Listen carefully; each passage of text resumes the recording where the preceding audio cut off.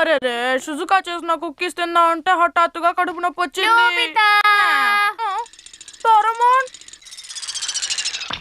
Suzuka వాళ్ళ ఇంటికి వెళ్ళకుండా ఇక్కడేం చేస్తున్నావు? అదేంటంటే ఏంటి, తను ప్రేమగా నీకు కుకీస్ చేసి పెడితే నువ్వు తినకుండా వచ్చావా?